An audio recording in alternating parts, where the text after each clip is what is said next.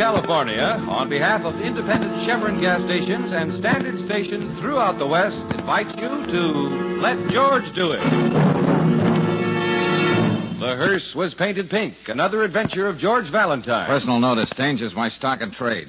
If you're up a blind alley and nobody can help you, give yourself another chance and call on me, George Valentine.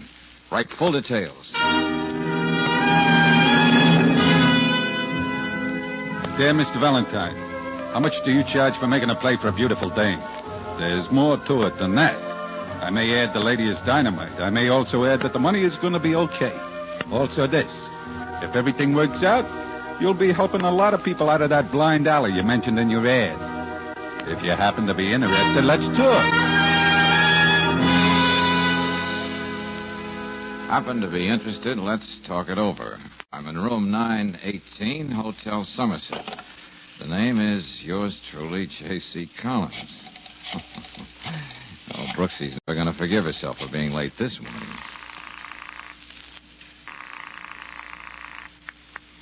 Huh? What? Oh, who is this? Me, Angel. What goes with you this morning? Oh, it's you, George. Oh, shucks, you guessed. I guess I overslept. But we were out so late last night on the McMillan job. Well, just stay right where you are, Angel. I just wanted you to know where I was going to be. Where's that, George? Oh, just having a chat with one J.C. Collins at the Hotel Somerset. Yeah, it seems we have a very distasteful assignment, Brooksy. I have to go out and make love to a beautiful dame, it says here. George, I'm on my way down to the office right What's now. more, it says here she's dynamite. I'm getting into something right now, George. It won't take me... Hold it, Brooksy. Take it easy. Let me see what this is all about, and I'll talk to you later.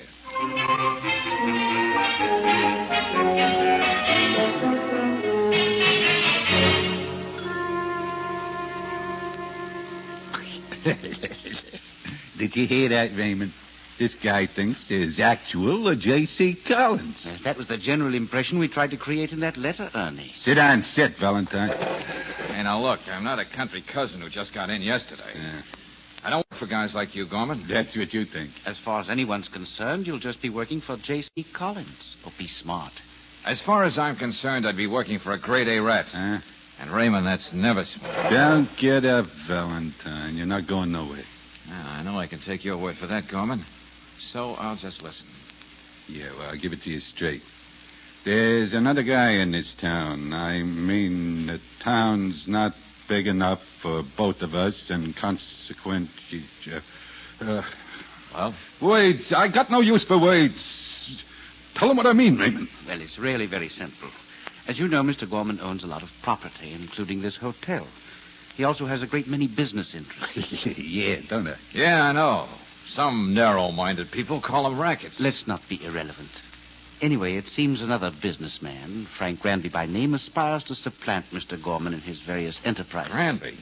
I thought he was mistaken for a clay pigeon the other night. Oh, that was no mistake. But it was embarrassingly bad marksmanship. Frank was wounded, but he got away, and now he's hiding somewhere. And he must be smoked out. Yeah, and fast. Look, fellas, I know confession is good for the soul, but why pick on me? How did you know I won't leave here and reiterate some of these little intimacies? What? What do you say, Raymond? Well, not to oversimplify, Mr. Valentine doesn't want to play ball. Tell him what I mean. What Ernie means is... Yeah? You can help us smoke out Granby. Ernie's very basic in his thinking about these things, but I believe he's got something. Not to be precocious, I gather this has something to do with the beautiful dame who's also dynamite. Lila Parker. Sings at the Glass Hat. Yeah, Granby is nuts about her. If he thought she was playing around, he'd go on and tell him what I mean, Raymond. Oh, the luxuries of life. Someone to translate your English for you. What? He's just being sarcastic, Ernie. But you're right about the dame, Valentine. Personally, I'd envy you this job if I didn't know Granby cares more for her than he does for his own life. You're going to make a play for her, Valentine. More than that, she's going to... Raymond... More than that, you've got to make her like it. Sorry, boys, no deal. You got no choice. Raymond, call that number. Righto, Ernie. Maybe Valentine will get what we're driving at. Here, Valentine, you take this. Huh? Hello? Brooksy. Well, who else would you call this number? Where are you, darling? Hey, what's this about? Skip it, Angel. I'll talk to you later. You get what I mean? George, where are you? Careful what you say. Just wanted to tell you not to worry if I'm away a couple of days on this job. I know I can leave everything to you, Brooksy. Well, of course That's you can. all I can tell you right now, Angel. So long. All right, Raymond. You're not so good at translating. Just what does Gorman know? Ernie, make him let me go. Hey, well, you got no choice. Let go of him, Valentine. You see, Valentine, Miss Brooks is our insurance that you do just like I say. Now, go on, Raymond, tell him.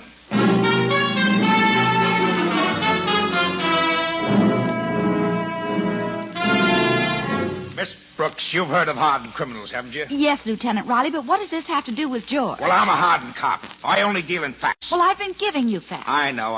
You didn't like the way Valentine sounded on the phone. He called the office and seemed so surprised when I answered the phone. Well, so what? Sometimes I forget what number I'm calling. Well, he sounded so strange when he said that was all he could tell me, and then he hung up. Oh, look.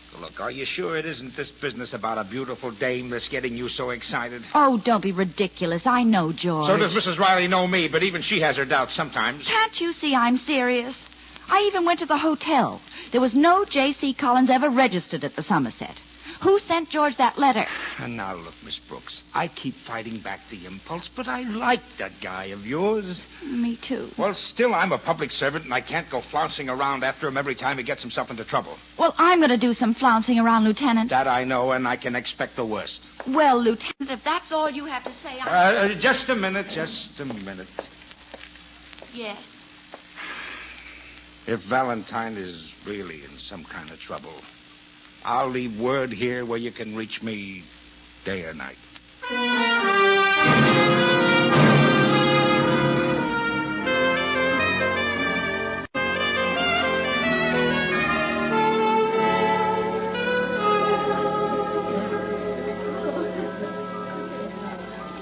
Mr. Valentine? Yeah. Gus, the piano player, told me you wanted to see me. That's right, Miss Parker. Won't you sit down? Gus said you were one of my greatest admirers. For singing, no doubt. Singing? Well, that never occurred to me. That's a new approach. I think I will sit down. Mr. Valentine, it isn't my singing. Just what is it about me that you admire so much? Well, don't you know? Yeah. I've known since I was 14. And you're one of the few women who'll be hearing that when you're 40. Is that supposed to be so good? May I order you something? I'm happy the way I am. What do you want? Oh, I'm just a lonely guy feeling sorry for myself in a strange town. Same line, but I can't say I've heard it read any better. What are you doing after your last show? Going home and rinse out a few things? I'll be waiting for you in the parking lot when you're through. You can grow an awful long beard waiting for somebody who isn't going to show up. Often wondered how I'd look with a beard. Listen, mister, and listen carefully. Why don't you be good to yourself and go home? And hate myself for the rest of my days? All right, I know I look like something in a pastry window I shop never to thought you. of it that way. That's very good. Believe me, I'm poison. And it won't do a thing for my ego if you hang around and prove I'm right. Now stay away from me. See you later, Lila. You'll recognize me by my beard.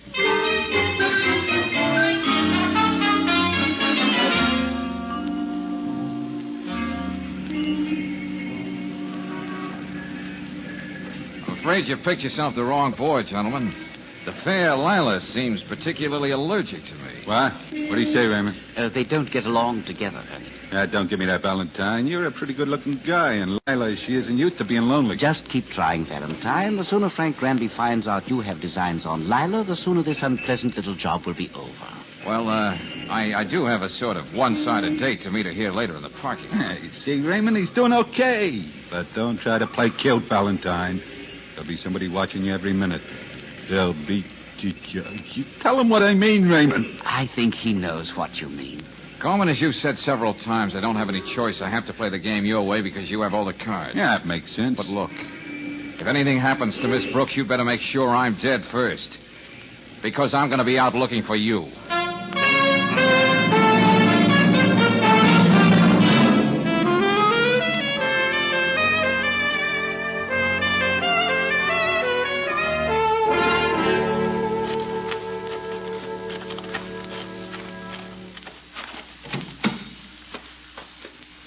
bet you didn't think I was going to be here, Lila. How much do you want to bet? Oh, let's say an old Dick Tracy button. Move over. How'd you know this was my car? The parking lot attendant said this pink convertible dreamboat belonged to you. Oh. Where do we go from here? You're only hitchhiking, mister. You've got to take your chances. Okay, fair enough. I can give you this much of a hint before we start.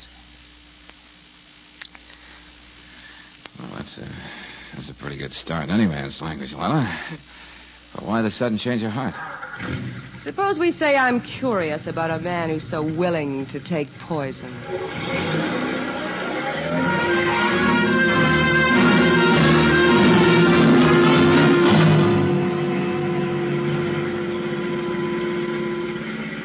Hey, look, maybe I'm only a hitchhiker, Lila, but you're going over 75 now. I'll be doing faster than that if you don't answer my question. Well, how do you know anybody hired me to make a play for you? All right, it won't be any loss if we both go off the road. Now, wait a minute. Take it easy, Lila. Was it Gorman? Why don't you answer? What are you talking about? You don't have to answer. So it is Gorman. Now I know. Lila! Oh, this is going to be just fine. Yeah, what's that supposed to mean? Exactly where are we, George? Across the road from a gas station you almost didn't miss. I mean, exactly where does this whole mess leave us? Why don't you tell me? All right. You and I are going to make sure Frank thinks he's got everything to be jealous of. Hey, aren't you supposed to be in love with a man? Gorman wants to make Frank show himself so he can kill him. I want to know where Frank is so I can save him. What? I know what happened the other night. He's somewhere hurt, wounded, maybe dying. Oh, great. That gives me a very cozy feeling. Like walking around with a target on my back and another one on the front. Who's going to get me first, Frank or Gorman? There's a risk in everything. It's a gamble whether you live or not the moment you're born. Well, before you get too philosophical, Lila, maybe I can sneak in a phone call from the station. But it's closed. There might be a booth in the back. Maybe there's a way to get both of us out of this jam. What makes you such an optimist, George?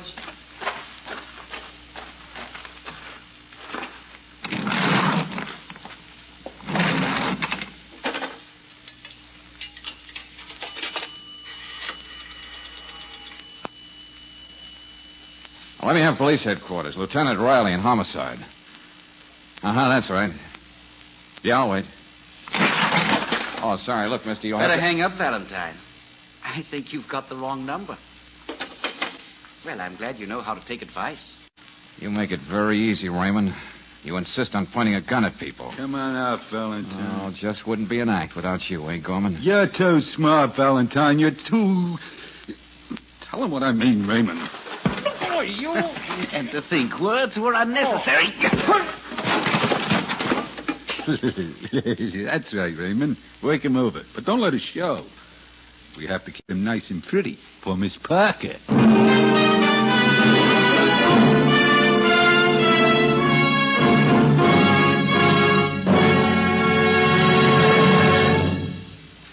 We'll return to tonight's adventure of George Valentine in just a moment. Meanwhile, here are some interesting figures. Did you know that the Navy calls its 5-inch gun the workhorse of the Navy, and that this gun has to be relined after firing about 2,000 times? But that's nothing compared to the work done by spark plugs in your car. They have to fire more than 1 million times in every 1,000 miles. And if you've driven 10,000 miles, those spark plugs have fired 15 million times in white-hot temperatures. Dirty, cracked, or chipped plugs are often the cause of hard starting, lagging in traffic, waste of gasoline and power. So if your car has gone 10,000 miles without a new set of spark plugs, better ask for a set of Atlas Champions tomorrow. The accurate timing and full flashing sparking of quality Atlas Champions repay their cost many times over in superior car performance. Ask for them at an independent Chevron gas station or a standard station where they say and mean, we'll take better care of your car.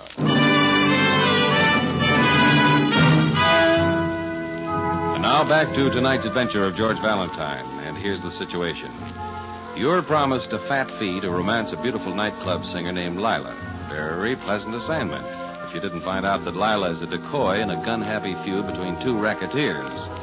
Yes, and that their insurance against you making a single wrong move is the girl you happen to love. That's why, like George Valentine, you pick your words carefully now as you talk to Lila. You know we're being watched, don't you, Lila? That character over at the bar makes it pretty obvious. What do you say we give him his money's worth? You're supposed to find me very fascinating. I'm doing all right. In a quiet sort of At least he thinks so. Frank ever saw me look at another man like this. Drive him crazy. Yeah, I see what you mean. If he ever saw me light a cigarette like this. Take the first puff and give it to you to smoke like this. What then? That would be murder, darling. How are we doing? I don't know. But I can see how you can lose an awful lot of ground this way. You still haven't told me why you're working for Gorman. Before you answer, try to look romantic. It's expected of us. I'm in this thing for love's sweet sake, Lila, just like you are. So what do you say we leave it that way? George, I've got to find out where Frank is so I can help him. Gorman wants Frank to come out, too, only he wants to kill him. Have you got an answer? No, not much of a one. But it may be worth playing. Well, why don't you, then? All right, here we go. Oh! That was very clumsy of me, Lila. I'm awfully sorry. Oh, waiter. It's nothing, George. Just a little water. Yes, sir. Oh, I'm sorry. Will you take care of this, please, waiter? Of course, right away. It'll only take a minute. Well, you shouldn't dismiss a minute like that, friend. It's 60 seconds long. You can get a lot done in that time.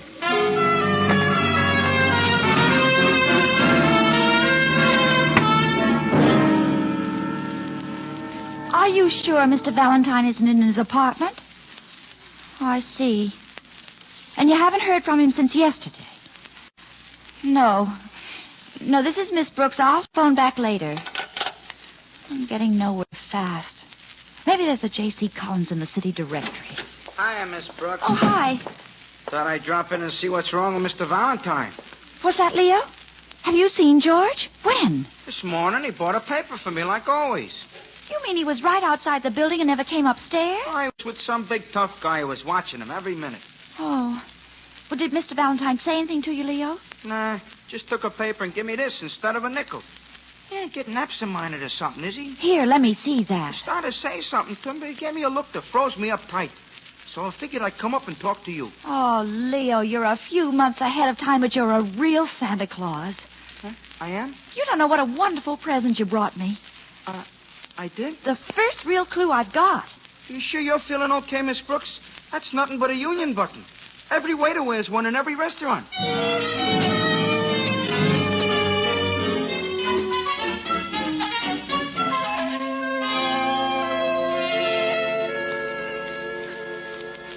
Lieutenant, I told you I was going to do some flouncing around. I know, and you did. Now, what's this about the waiter's button? I checked with the union. It was issued to Mike Spiegel, who works at the Glass Hat. He reported it lost this morning. I see. And you're sure Valentine slipped it to the newsie for a reason? A good reason. Lieutenant, did you know that Hotel Somerset is owned by Ernie Gorman? So what? Even a thug like Gorman can own real estate as long as he pays his taxes? Then Gorman could have told the clerk to say there was no J.C. Collins registered there. Yeah, I suppose so. In the letter George got, there was much to do about a beautiful dame. Well, there's a beautiful dame named Lila Parker singing at the Glass Hat. Oh, there's a lot of beautiful dames singing in a lot of nightclubs. But Lila happens to be the girlfriend of Frank Branby, who, in turn, happens to be Ernie Gorman's biggest rival in this town. Say, that's a thought, Miss Brooks. It sort of interests me. In fact, I like it. Say, where's that waiter's button? Where are you going, Lieutenant? Well, now it's my turn to do some flouncing around.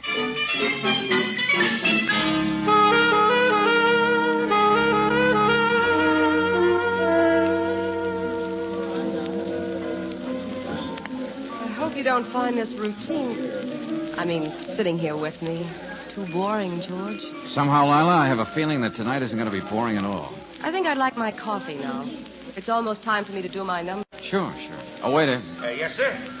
Yes, sir. What can I do for you, sir? Huh? Oh, you must be new here. Yes, sir. I'm taking Spiegel's place. Just for tonight, sir. That coffee, George. Oh, well, no, not just plain coffee. Not tonight, Lila. No? No, something more lavish than that. Cafe Valentino. Huh? Do you think you'll be able to remember this, waiter? I'll do the best I can, sir. Now, look, it'll take some mocha, a dash of ginger, a touch of Tabasco, a few drops of Benedictine. Oh, yes, and of course we have to have... Sir, would you mind writing it down here on the pad so they get it just right back in the kitchen? Oh, certainly. It's really not as complicated as it sounds. Well, I just wanted to make sure we understood each other, sir. Oh, I don't think there'll be any question about that. Huh. Yeah. Thank you, sir. I'll be right back. You certainly go all out to get what you want, don't you? Well, some things are worth a little extra effort, Lila. I see Gorman has a new boy watching us tonight. Yeah, well, that's good. Nothing like variety when every time you turn, there's a gunsel on your tail. George, why doesn't Frank make a move? He must know about us by now. I don't know, Lila. We've been sitting here for 3 nights now. Word must have gotten back to him about us. I don't think I can stand this much Easy, longer. Lila. We have company. Oh, yes. I hope this is right, sir. They said they did the best they could. Fine. And I'll take the check. Yes, sir. Oh, there goes Gus with my number. It's a wonderful treat. We'll have to wait, George. Oh, it'll be here, Lila. Now, let's see what the Cafe Valentino made the check look like. Don't worry about Miss Brooks. You stick with Gorman and Granby. We'll be behind you all the time. Riley.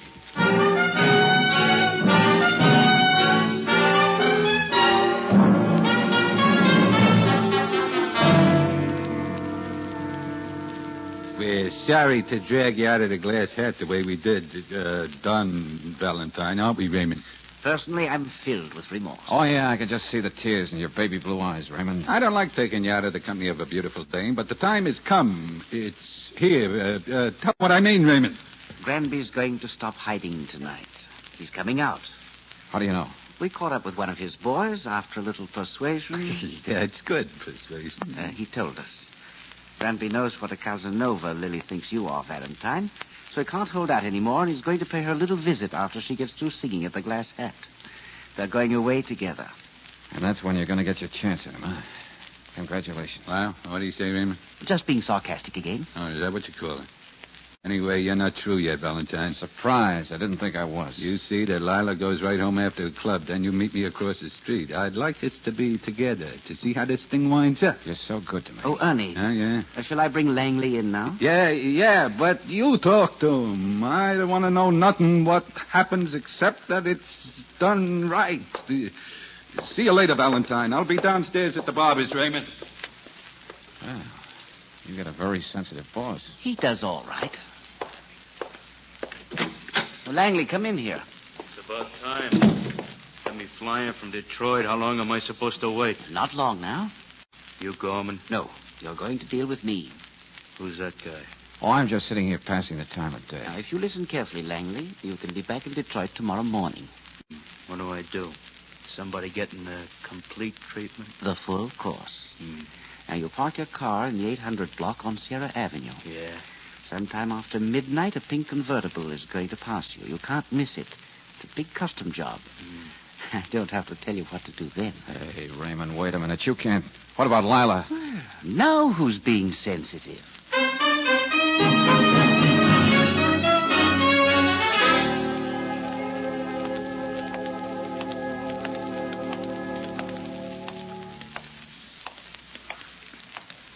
Are you sure Lila's up there? Why don't you ask your boys, Gorman? They followed us here from the Glass Hat. I want to be sure. That's why I parked down the street and come over here. Well, you can see the light in the window. And you can't mistake that pink convertible of hers across the street. Yeah, that's right. You know, Gorman, I have a hunch Granby got in touch with Lila at the club tonight and told her he'd be in the apartment. Huh?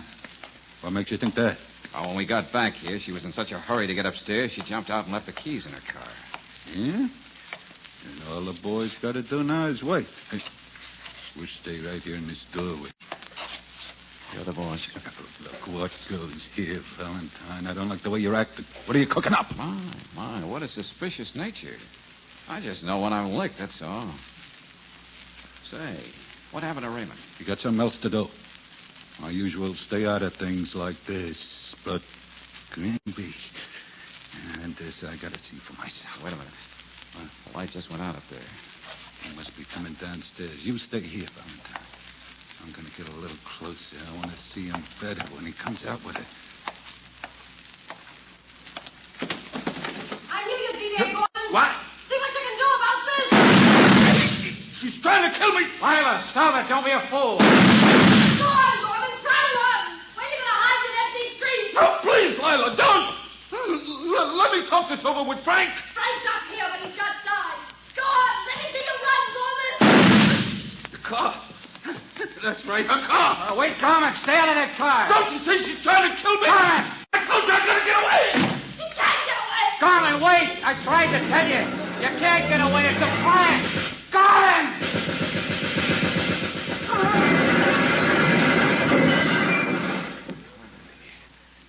This is the first time I ever saw a hearse painted pink. And a corpse behind the wheel.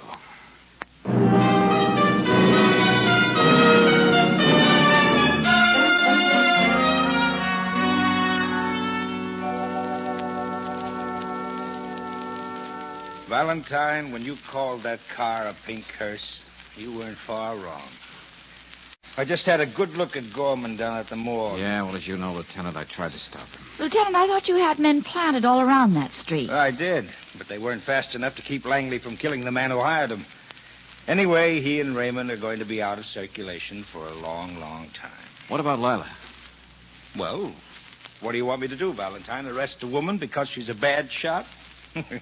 Let the DA decide what he wants to do. Well, that's that, Brooksy.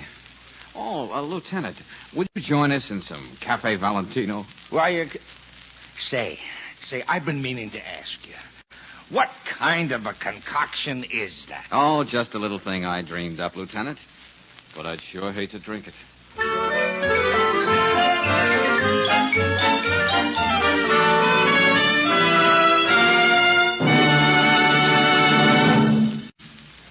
You can bet a successful contractor knows profit and loss just as well as a banker, a baker, or yourself. J.R. Armstrong, contractor in Oakland, California, keeps a sharp eye on costs when it comes to car operation. That's why he switched to RPM motor oil 8 years ago. Today, Mr. Armstrong says, quote, I haven't had an engine breakdown since I started using RPM in 1940, unquote. An unusual record? Well, it's no surprise to RPM users. For compounds in this premium quality motor oil actually stop rust in your car's engine, protect hot spots left bare by ordinary motor oils, prevent costly foaming and corrosion. The low-cost operation Mr. Armstrong enjoys is typical of RPM users throughout the West. Another reason they prefer RPM 2-to-1 over any other motor oil. To cut your car expenses, ask for RPM motor oil at standard stations and independent Chevron gas stations, where they say and mean, we'll take better care of your car.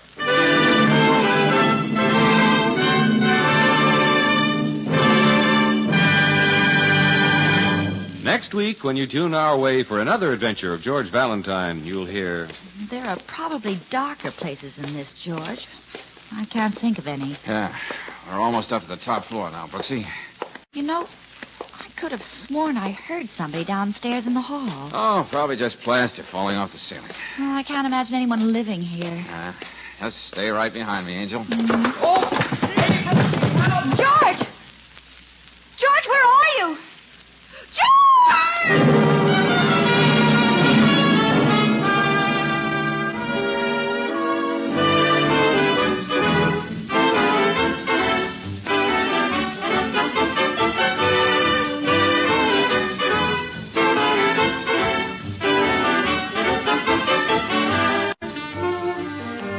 Tonight's adventure of George Valentine has been brought to you by Standard of California on behalf of independent Chevron gas stations and standard stations throughout the West. Let George Do It stars Robert Bailey as George with Frances Robinson as Claire. Wally Mayer appears as Lieutenant Riley. Tonight's story was written by David Victor and Herbert Little, Jr. and directed by Don Clark. Also heard in the cast were Louise Arthur as Lila, Ed Max as Gorman, Louis Van Ruten as Raymond, and Jack Prussian as Langley. The music is composed and conducted by Eddie Dunstetter. Your announcer, John Heaston. Listen again next week, same time, same station, to Let George Do It.